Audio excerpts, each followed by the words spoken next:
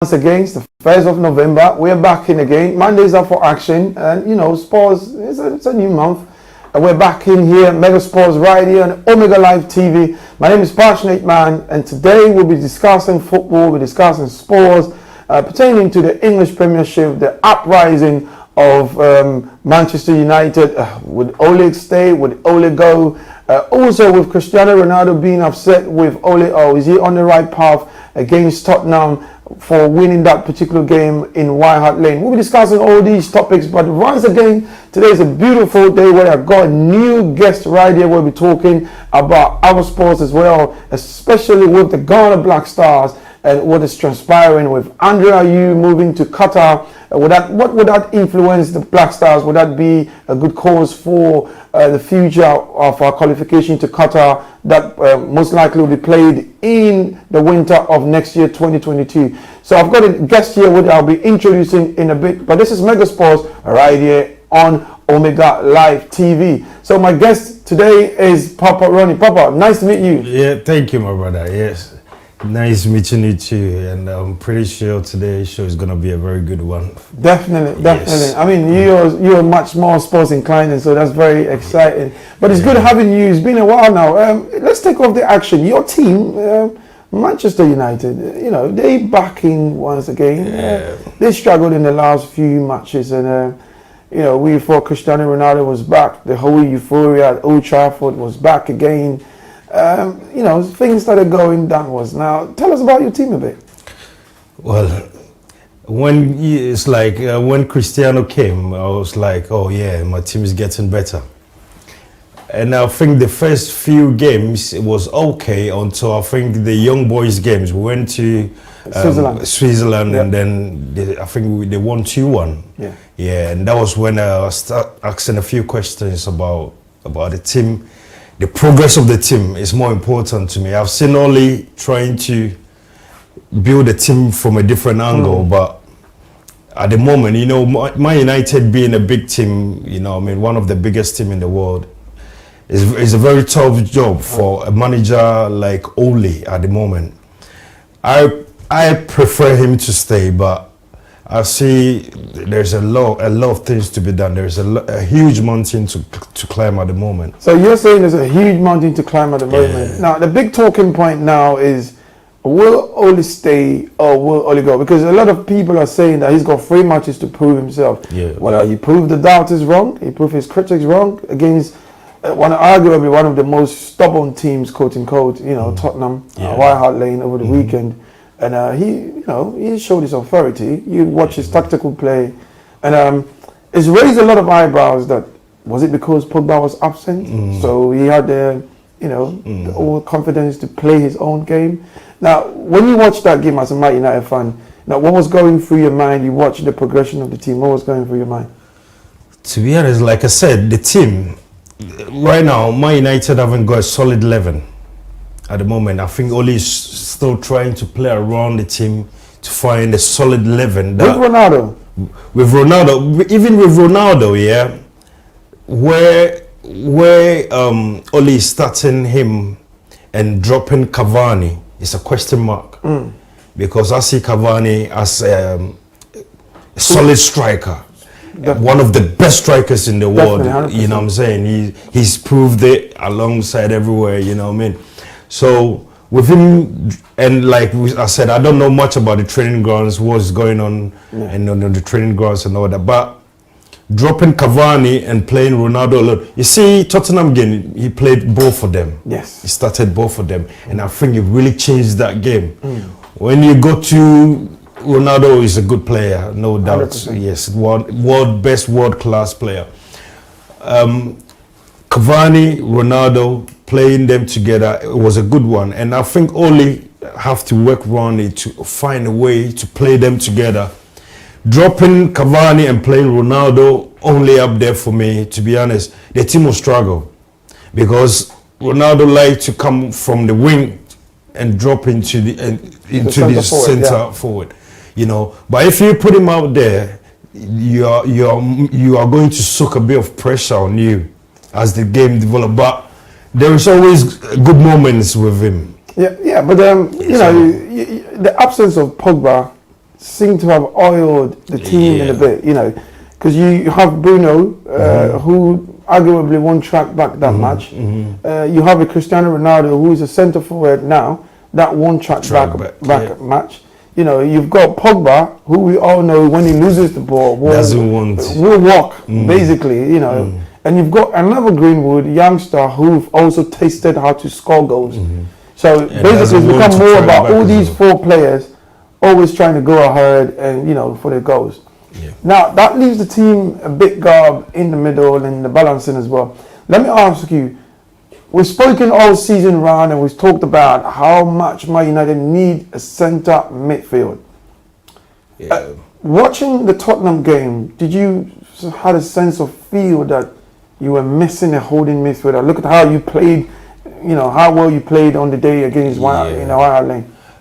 With the Tottenham game, I think they controlled the midfield a little bit than the Liverpool game. Okay. The Liverpool game was nothing like Man United. I'm being honest. Watching Man United for the past decade and over, it was awful against Liverpool. But with the Tottenham game, I think the boys tried to organize a little bit more. Stay compact.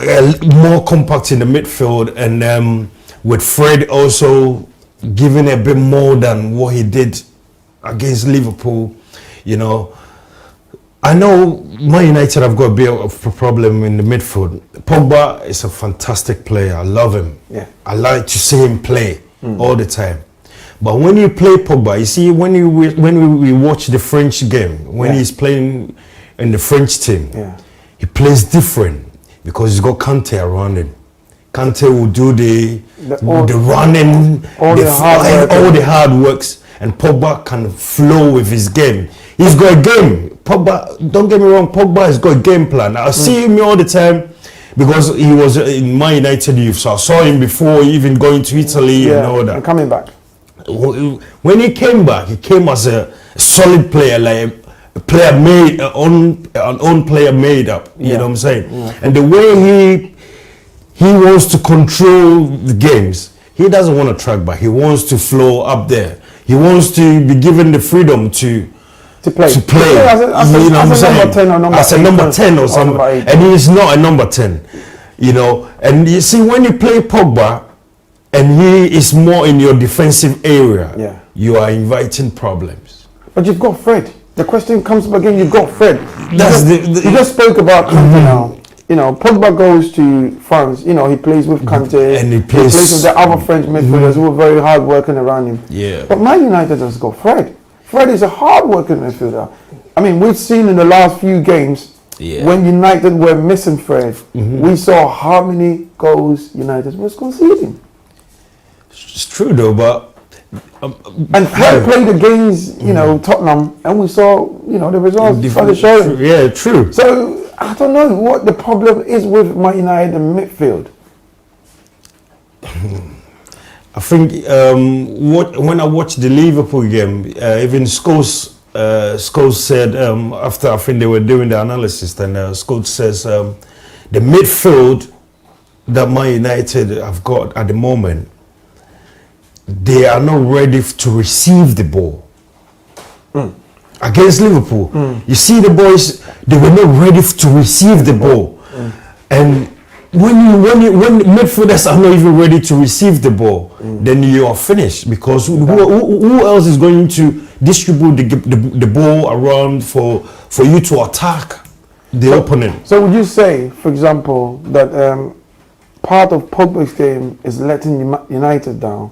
Because going forward, we're seeing how, you know, offensive he could be, and those incisive passes. But tracking back is the problem. You see, when we've got the ball and he's controlling up there, he's good. But when we need to defend, that's when we got a lot of problems, because Pogba is not very good in tackling. This guy now, our captain Maguire, is also having problems. You see, so when the midfield, especially with Man United midfield, as soon as you get an opponent that is very good in controlling the midfield, that's finished. Then the Man United team can be dismantled easily because the midfield is gone. It's broken down already.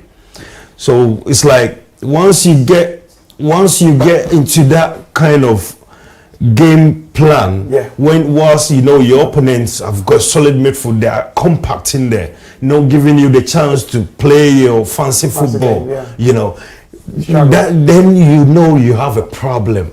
That's when you need, because I heard Scorsese said, listen, this game is a game that you are not planning to win the game. You're planning to stay in the game and then try to win the game with like either a free kick or make mistakes. You know what I'm saying? Because Liverpool have got a solid team. Okay. They had a few problems last year and all that, but the team is solid.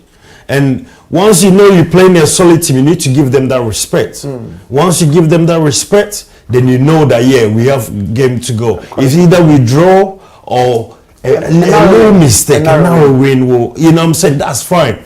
But when you open up a game that your tactics are not working against your opponents, you are always inviting problems. Once again, you just heard from Papa Ronnie. He's my guest here on Mega Sports. We're discussing the English Premiership, especially with Man United. Struggles. They're struggling now. They've got a world-class team. And we're talking about world-class players now, the likes of the Cristiano Ronaldo, Edison Cavani, the Paul Pogba of this world, the Bruno Fernandes. The list goes on and on and on. Added Varane to the setup as well. They've got Maguire signed, best defender in the Premiership, record signing. But some way, somehow, they don't seem to find the balance. And tonight, on Mega Sports right here, we're discussing about what should United do, to be able to reclaim back the old United of old. They're talking about, Old Trafford being a fortress, no more a fortress. It's becoming a chicken coop now.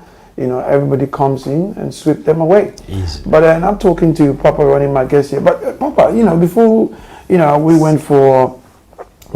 went, you were talking about the midfield, trying to soak in the midfield as well. Many have argued that for United to have a good plan or a good tactics in playing, they would have to first sort the defense. Now let's look at the back line of United. Varane, no doubt, one of the best defenders we've had in the world. World class for Real Madrid. Moved to United now. Maguire, arguably, we know how good he can be.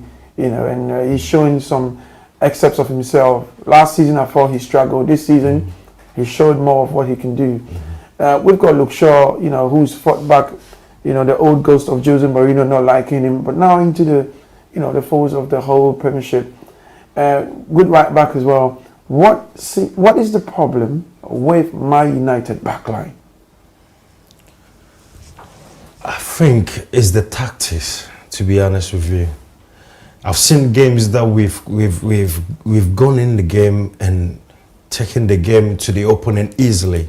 But you see, when you go in a game, like I said earlier on, when CR7 came, we all thought, best player to bring the team up. Yes, he is, but if the tactics are not in his favor, he's not going to give you his best. He's not going to be able to give you his best and all that. And especially, like you said, you're playing Pogba, Fred. It's not working, honestly.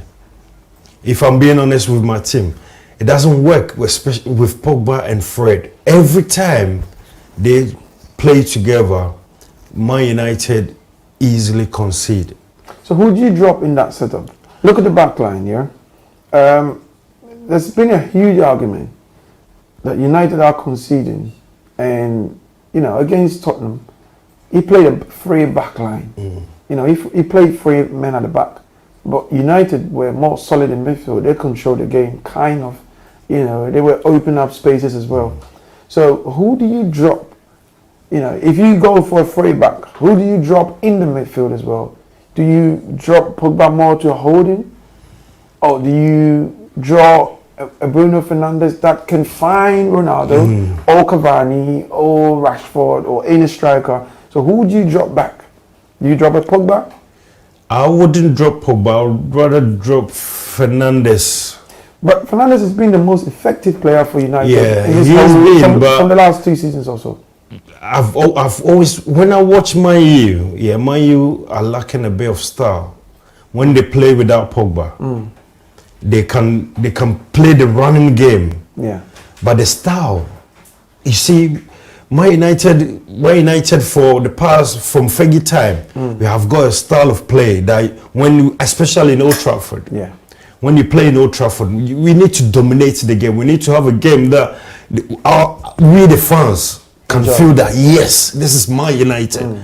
Watching Man United against Liverpool in Old Trafford, I was feeling sick, my brother. It was like none of them were committed to the team. None of them was playing for the everything. Because listen, Man United, from Fergie time, I've watched Man United, even 88 minutes, you see the energy. They still running. The energy, everything was flowing. But back to your question, that who I drop, like I said, Bruno has been a fantastic player for us. I'm not gonna lie. Bruno has been one of the best players. But sometimes when you watch the team, I've watched Man United sometimes, we need that playmaker. You know, in the midfield area, especially in a bit of the opponent's area. Yeah. Someone that is not scared to take the ball, ready to drive to make things happen. You know what I mean? You need a Pogba up there somewhere. If I'm making that midfield, I'll put McTominay, Fred there, and then Pogba free up to play with the centre forward. With the centre forward. Yeah, All right. On that note, we'll go for a quick break, and then once we come back in, we'll be talking about Liverpool as well. A lot of teams were signing so many players. Liverpool seem to have, they didn't sign so many. They promoted more players from the youth setup, to the senior team. But at the moment, they are a team to beat in the Premiership. Mo Salah, we'll be talking about in the course of today's program. Mo Salah arguably is one, he's reached a milestone in the Premiership, and he's surpassed Didier Drogba as with the most goals scored by any African player, and he's breaking records in the Premiership, and consistently, he's from this Egyptian king that's doing so marvelously well. So we'll be looking at that when we come back from the break as well. Also be looking at Arsenal. Ghana's own Thomas Partey, ever since he came back to the fold of Arsenal, the team seems to be solid now, and they're winning games. Arsenal has gone 9 games consecutively without losing a game. That will be one of our talking points when we come back from the break. So we'll be right back. Stay tuned and stay glued. Don't move. We'll be right back.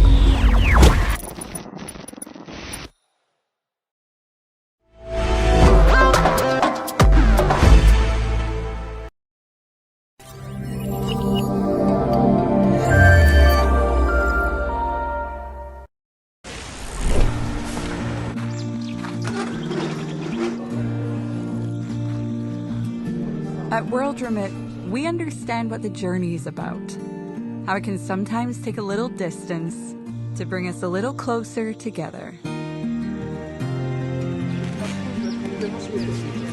With ways to save more when you send more, World Remit is here for you, so you can be there for them.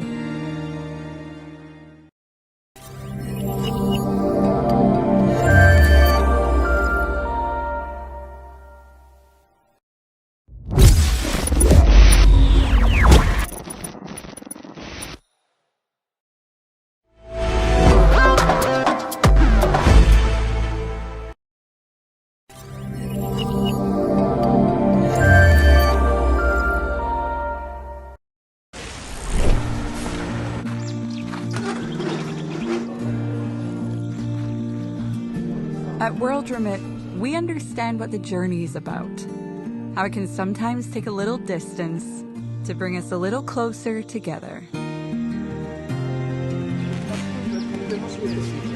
With ways to save more when you send more, World Remit is here for you, so you can be there for them.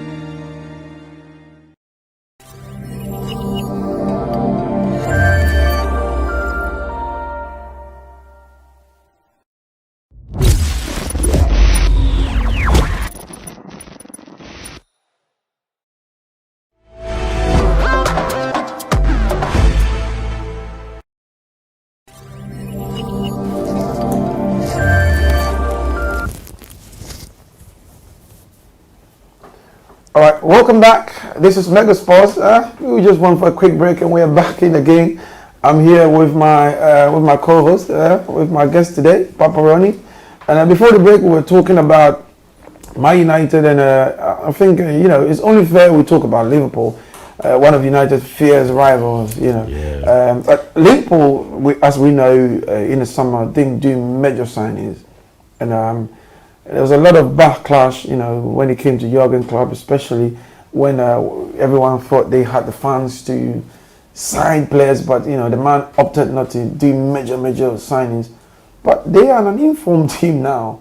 Mo Salah breaking records now, Premiership. We're seeing his scoring, and some have also argued that if he was English, the hype would have been different. Yes, of course. Now let's look at Liverpool now. What is working for Liverpool now? Well, Liverpool, for the past, let's say, 3-4 years, have always been a team that is solid and still developing. Because if they, like you said, they didn't make a few more signings last summer, it's because they got a team. They've got a solid team. And the thing is, when you've got a team and you try to make too much changes, that means you are disorganizing the team and trying to rebuild it, which that is a problem for you as a manager. So I'm pretty sure Klopp knew exactly what he's got. Last season, they struggled a little bit, because I think he had a few injuries. Was this defender? Is it Van Dijk? Van Dijk and a few other. They had a few couple of injuries, and that was, I think, long-term injuries. The right back, right backs, and all that. Alexander Arnold. So that was their main problem last season. The injuries put them a step back, And this season we can see that now everything is coming together. Even money is not even playing much now, but still the team is still solid. But Salah, Salah last season I think he struggled a little bit at the end. He did struggle a bit, and then this year he's come out strong and. Let's talk about Salah now. Let's talk about Salah now. He's gone past the record. Didier Drogba set over the years, and he's broken that record. I saw that Sunday. And arguably, he's one of the best all-time goal scorers in the Premiership. Whether an African, whether an English, we've seen how many goals he scored, and at the moment, there's an argument going on that he's the best player in the world now. At the moment, considering Ronaldo's form, considering Messi's form, considering Mbappe's form, considering Neymar's form, considering maybe Vinicius for Real Madrid, probably, considering all these players that are doing it now, Lewandowski and all these players now, would you say, or would you agree with that school of thought that Mo Salah from Egypt, the Egyptian pharaoh, is he currently is he the best player in the world now?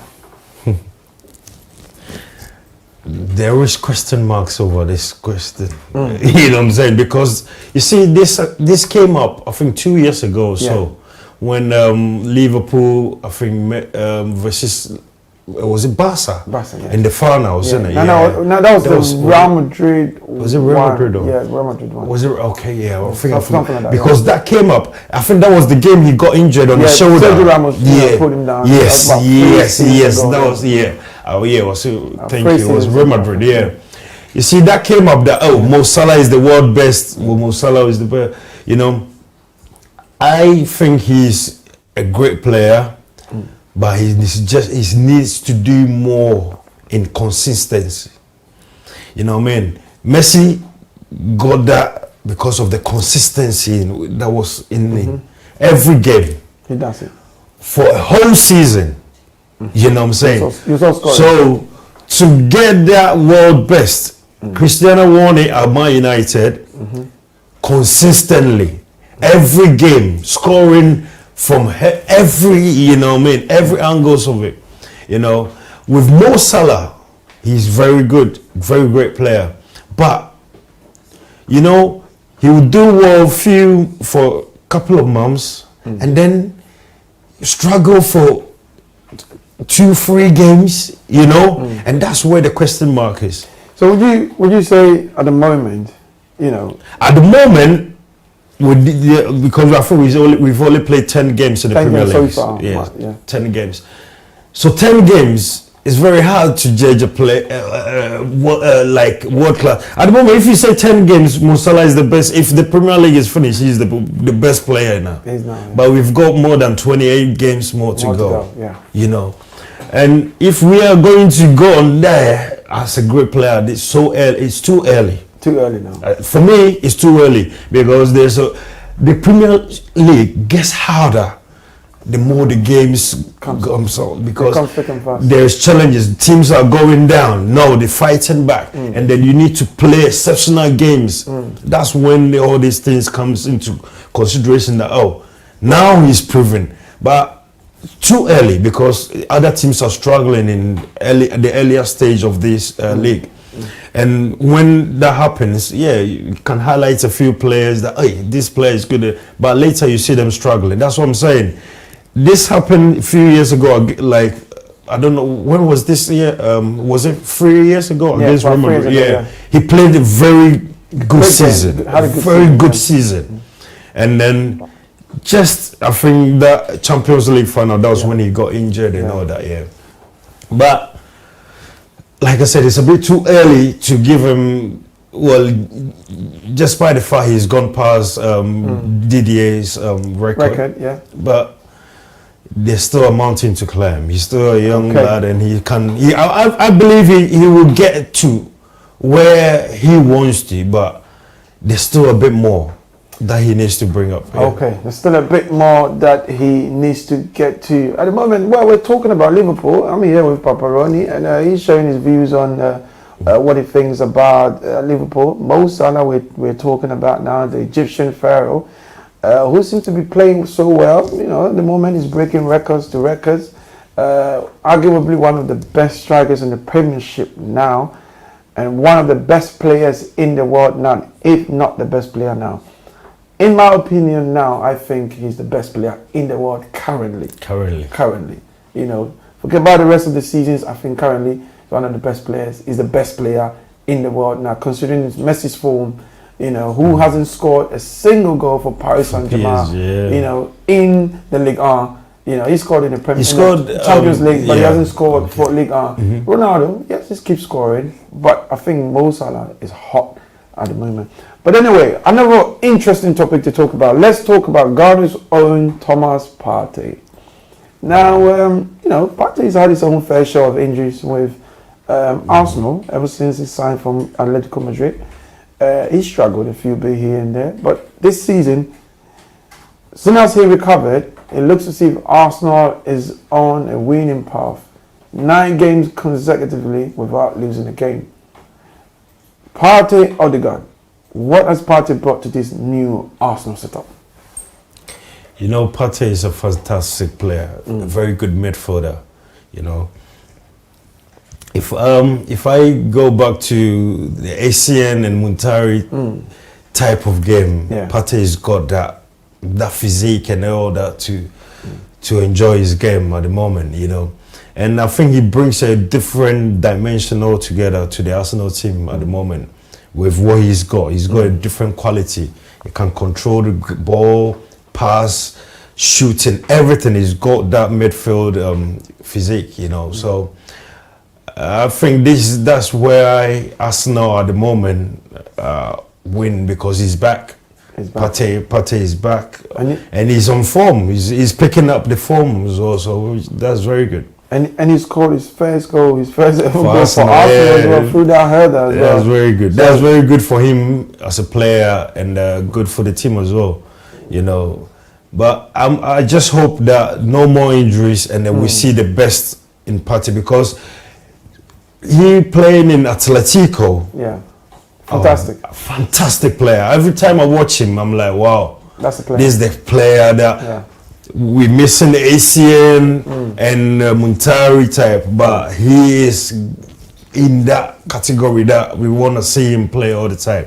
So I'm just praying that God help him stay away from injuries and then let him enjoy his game. Like, I mean, definitely Partey will bring the party to Arsenal. You know, he said, like in his introduction when he was first inducted into Arsenal, he said, party after party. Probably this will be the time, party times for, you know, Arsenal, Thomas Partey in form. They seem to be picking up 9 games consecutively without losing the game, you know, and they're going strong from strength to strength. So it's a good sign for Arsenal. But I just want us to shift our attention, you know, so far. We'll be looking at the table of the Premier League so far, how the teams are faring. Nuno, you know, breaking news today, you know, the Tottenham manager, Nuno has been sacked. And we know that Conte, you know, Tottenham has, you know, they're circling around Conte now, and we're hearing a deal of 18 months for Conte.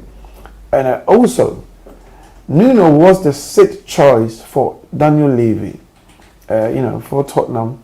After the managers he interviewed, before the Man United game, I was with a lot of Tottenham fans, and I was talking to them, and they said to me, they don't think Tottenham was going to beat United, and they felt Nuno was not just the right manager for the team.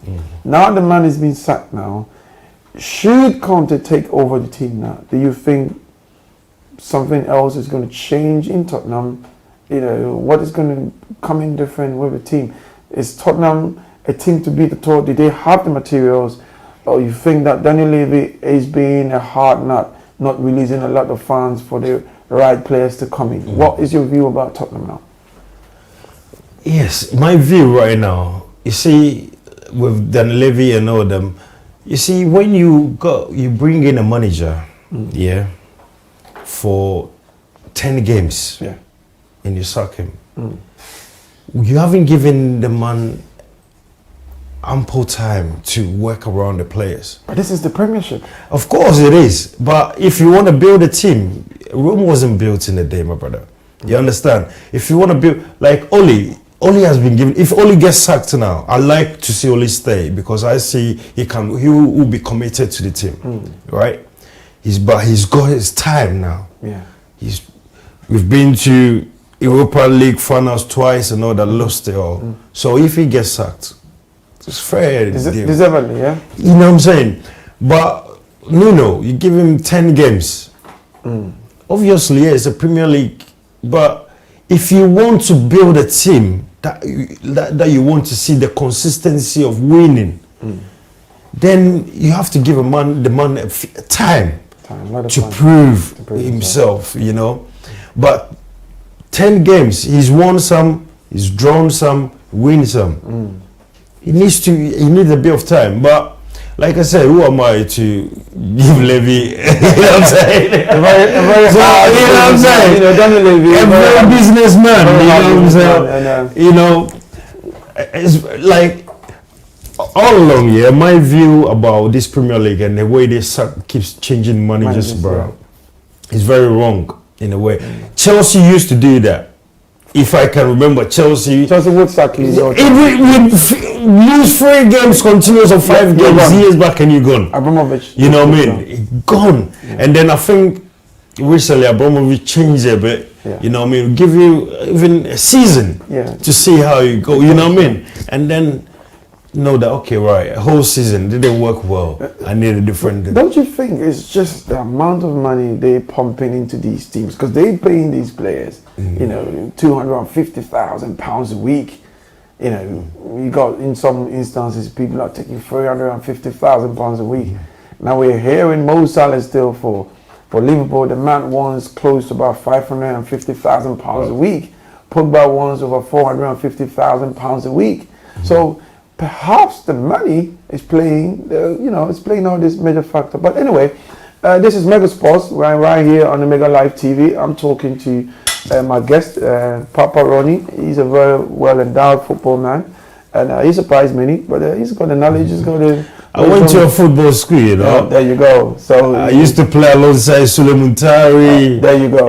Kojopoku, Mahala of Kotoko and all. So that was you know. CAS or was You it know, CAS or Kumasi? Yeah, Kumasi, yeah. No, Okes. Okay. Or St. Patrick's Secondary School, Yeah, yeah. because I remember, you know, I'm an old agri boy, and Yeah. we played Okes quite a lot of times. And I'm pretty sure you got smashed.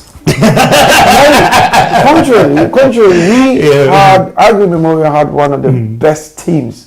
You know, without a shadow of a doubt, we had one of the best teams. But I would say every time we met Okes, It's different. whether it was a runoff or whatever, Yeah. it was almost like a final. Yes. You know, Okes, Pope Jones. So we had Yeah. Agri Memorial, Okes, Yeah. Pope Jones. St. Augustine's, they were alright, but we yeah. will beat St. Augustine's any day, any time. Easily, Anyway. But Okes, Pope Jones, a very hard nut to crack. yeah. Now, talk about that. Let's look at Kumasi Asante Kotoko. You know, after match day one, we were seeing the results now. I'll be putting the results out. But before then, we'll be projecting the league table for the English Premier League very, very soon. We're projecting it and we're going through it very, very soon in no time. But before we go to, before we go to the table of the English Premiership, let's look a bit about the Ghana Premier League. It's just kicked off now. Match day one, we're seeing the results. We're seeing the new things coming in, new signings, new endorsement for the clubs and stuff like that. This time around, what should we do to run the league professionally? Because we know all the stories that has been in the past. What should we do this time to see our league run professionally? Wow, that's a very tough question, to be honest, because you see, our Ghana League, it's a beautiful game because, especially in Ghana, football has always been our major sport. Every kid growing up wants to play football. So, I'm pretty sure the government have to look into more of our football system and trying to implement different style of how it's going to help our kids. For me, myself, growing up, like I said, going to St. Patrick's Secondary School, I know more about the academics and the fundamentals of footballs in school leagues and all that, So, if you say how we're going to help the league, I'm pretty sure we need to find a way of letting letting the supporters enjoy the game more. So how to engage the supporters more into the bringing in game. the fans and the fans and the supporters excitement more. excitement, euphoria. That is more like us than So you're saying that we need the supporters. The supporters. We need to engage them, build euphorias, build avenues. Yes. To break the back of Ghanaian fans watching too much of the English Premier League and the La Liga. Because I see a lot of people watching the Premier League. It's interesting. It's quite different. It's funny. And they will not even watch the Ghana League. You know what I'm saying?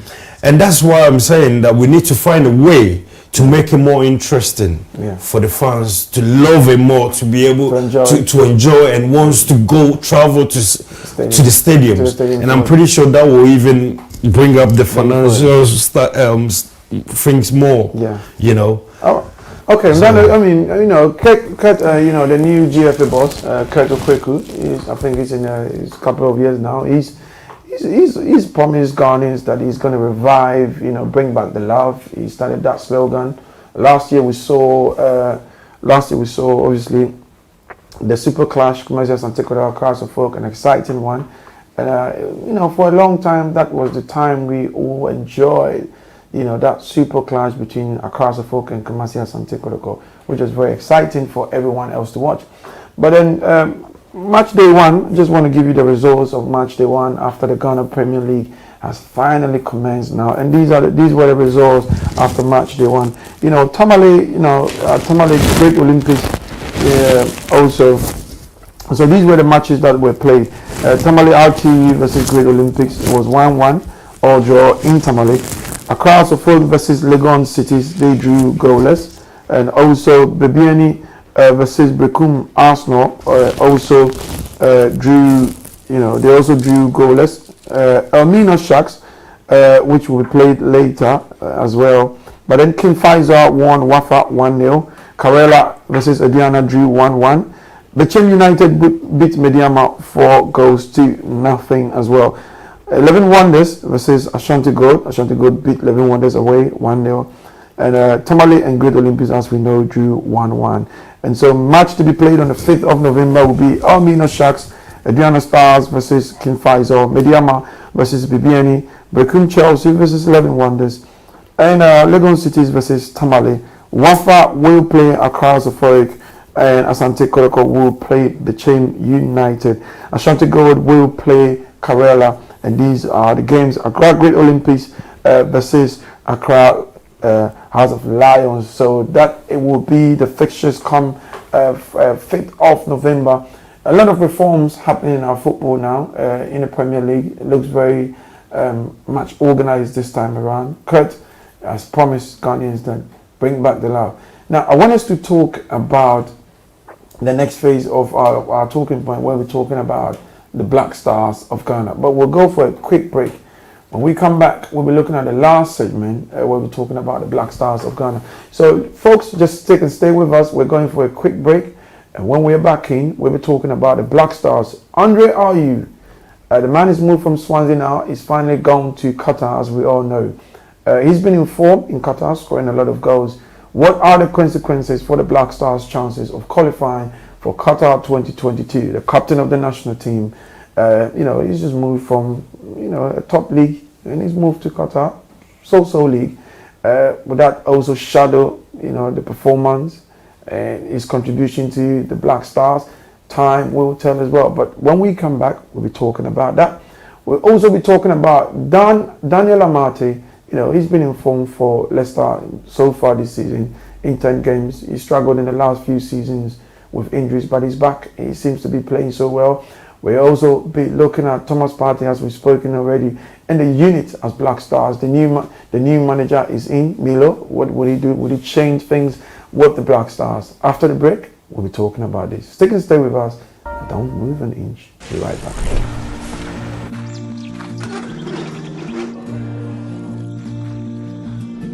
At World Remit, we understand what the journey is about.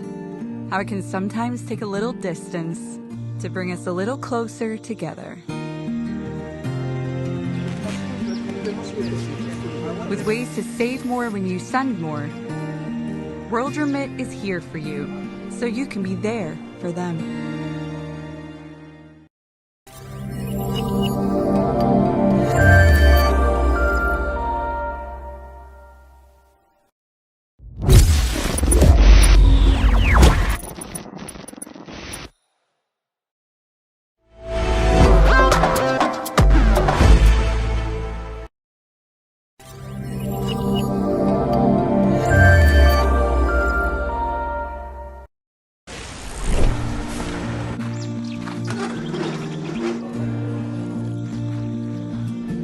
At World Remit, we understand what the journey is about.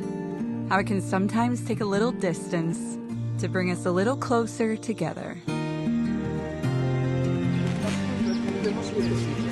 With ways to save more when you send more, World Remit is here for you, so you can be there for them.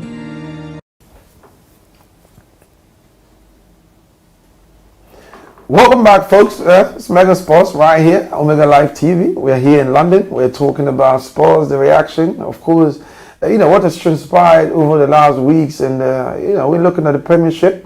We looked at the Ghana Premier League that is just commenced as well. It's looking exciting. It's looking interesting. After match day 1, you saw the schools, and on the 5th of November, second match day 2 will go on as well. And I'm here with my handsome and more intelligent guest here, Papa Ronnie, a very endowed man. And he surprised me. He's talking a lot about sports today. I think people always thought you an entertainment man, but finally they're finding the okay part of you, which is the football part, which is exciting anyway, talking to you. But of course, we're looking at the next phase of our talking point, where we're looking at the Black Stars of Ghana, which is a major interest for all of us, you know. Qatar 2022, a tournament that most likely will be played, and it's been confirmed now by FIFA, will be played in winter. For so many years, we've never seen a World Cup played in winter, at least not in my time so far. I'm sure most people's lifetime so far. So it will be played in winter because of the summer heat in Qatar 2022. So we're going straight down in winter from November, start commencing November downwards to December. But our interest today is the Black Stars of Ghana. Andre Ayew's moved to Qatar now, you know, the captain of the Black Stars. Yes. Was it a good move? You know, from Swansea to Qatar, is it a step forward or a step back? Well, in a way, if I'm gonna think about Black Star, it will be a step back. But if I have to think about his own career, I think it's all right. It's a good choice. We saw Baby Jet Asamoah did it. He came to Sunderland, left to was it Qatar or one of the Arab countries? Yeah. UAE, you know, UAE or something. Yeah, you know, and he was still playing all right, fantastically all right. You know, moved to China as well. And so I think if he was still in Swansea, it would have helped the Black Star, because his form would. And I'm not gonna underestimate the Qatar League. It's still football, you know what I'm saying, and they're all challenging. But it's just that the English league is more like tough. So I just want to ask you, would the quality in the Qatari league, would that impact his performance for the Black Stars? But we're seeing he's been in sensational form in Qatar now. Many have argued that because it's Qatar, yes, and it's true, yeah. You know, so what will be the chances of the Black Stars? Because he's an important player, a very key player for Black Stars. No doubt Thomas Partey, you know, he's gradually picking form as well. Daniel Amartey this season so far seems to be showing great signs for the Black Stars, for Leicester and for the Black Stars as well. We're seeing quite a few players coming around the circle, building up as well. Now, do you think that we're in that mode, like the 2010 World Cup, like the 26 World Cup, how we did it in Germany? Do you seem to have that feeling that we're approaching that, that era? Yeah, now new manager, new style of play, new attitude, especially for the boys. So I'm pretty sure, the boys will do okay.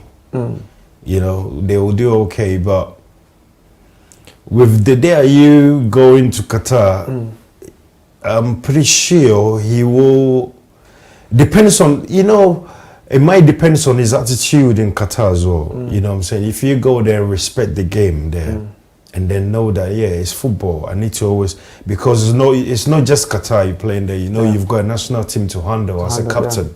So I'm pretty sure he will have and he's a very good boy, a very good lad, and with a very stable mentality. So I'm pretty sure he will keep his form, because if he's on form, he will help the Black Star a lot.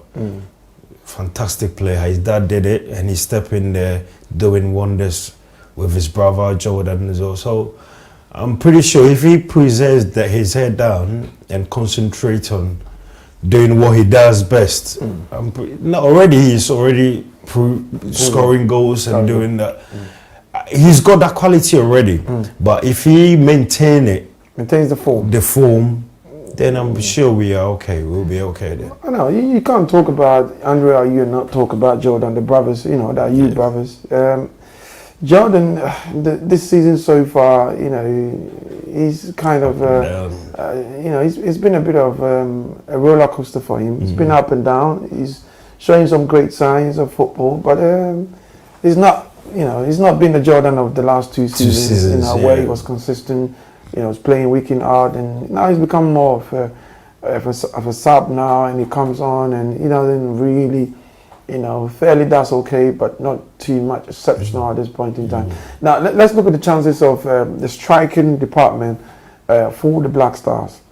Do you reckon that Jordan can lead the team, or do we need more introduction of other strikers into the team to push us, you know, firepower us?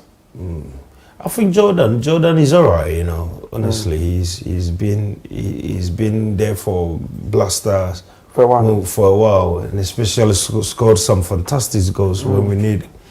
So, but at the moment he's struggling a little bit with Crystal Palace, but I think he'll come into form. You know, I mean, like I said, the league is still early. You know, I mean, 10 games. There's plenty of games to go. More to go. All you have to do is just put your head down and then keep working hard. Hard work will always pay. So just keep working hard, focus on your game, and then I'm pretty sure you will come, because we know he's got that qualities, but you know, still a young boy, needs to learn and also prove himself that, yeah, I've got the qualities. And I'm here to stay. You know what I mean? Here to stay. That's the main thing, you know. All right, it's a Mega Sports. We're here. We've been talking about sports. You know, I've got my guest here, Papa Ronnie. You know, like I said earlier, you surprised me. He's a very well endowed man. He understands his football. He understands his sports well, and he's been talking some deep secrets about the game today. You know, it's been exciting. It's been great. It's the 1st of November. This is the very first of the month, and very soon we'll be drawing down the curtains, and we hope that you enjoyed our show today. But make same time with us, you know, next week, where we're coming back again. Next week we'll be looking at the Champions League. You know, that will be played tomorrow, and because of time we can pull out the fixtures, but we have the Champions League that will be played by tomorrow and Wednesday, and of course the Europa on a Thursday. So we'll be reviewing all these games by next week Monday, and also the Ghana Premier League match day 2 as they transpired over from Friday to the weekend. We'll also be reviewing those games on the Monday, come 8th of November. We're reviewing the games. So it's been great coming your way this evening, and I just want to say a big thank you to my guest, Papa Ronnie. He's done so fantastically well, and I'm sure he might be here and will be here on Monday to help analyze the game and also look in different areas as well. Don't forget that, you know, the Fury Anthony Joshua fight might just come on. You know, there's been a lot of talking, a lot of noise about that as well. We'll be looking at that on next week Monday as well, and a few that might also, you know, pop up as well. So from myself, Passionate Man Kojo Ejejima, and my guest Papa Ronnie and the whole production team, we just want to say a big thank you to all our viewers. Just stick and stay with us. Next week Monday will come your way, 8 p.m. sharp GMT. Have a good evening and enjoy yourself.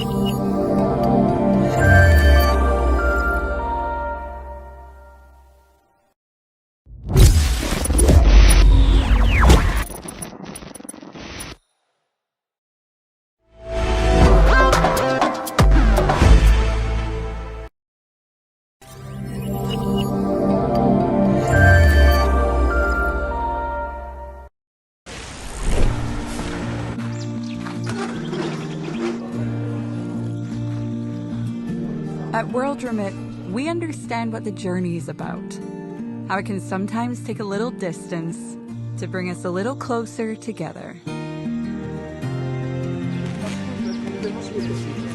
With ways to save more when you send more, World Remit is here for you, so you can be there for them.